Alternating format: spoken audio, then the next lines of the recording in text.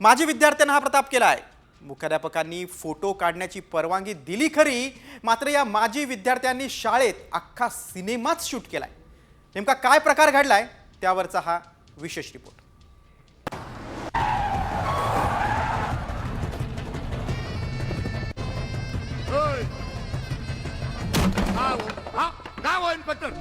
अरे जयकांत शिकरे, जरा दमानं। ही काय तुला शिवगडचं पोलीस स्टेशन वाटलं का काय? थेट खुर्चीला लात आणि वातावरण ताईट। थांबा जरा, तुम्हाला दावतो आता एकदम ओरिजिनल।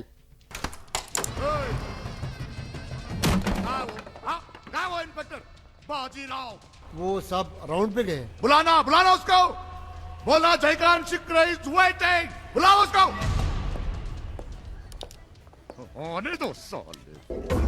आता तुम्ही म्हणाल यात काय, तर त्याचं झालं असं, या पट्ट्यांनी गावच्या झिडपी शाळेत रील शूट केला।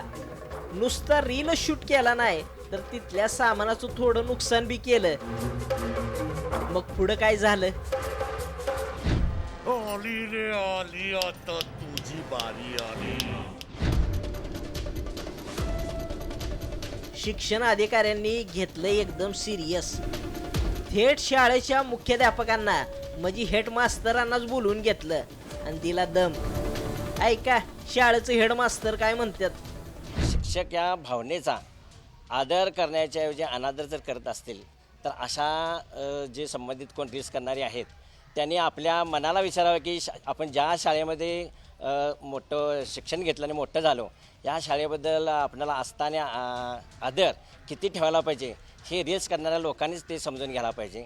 आणि इथून पुढं असं होऊ नये, ही जे रील्स करणारे जे व्यक्ती कोण असेल त्यांनी ते दक्षता या आत्ताच्या घटनेवर घ्यावी। बरं, आता रीलच्या जयकांत शिकरेला बोलावणं धाडलं, पण शिकरे काय आला नाही। चीटिंग करता है तू।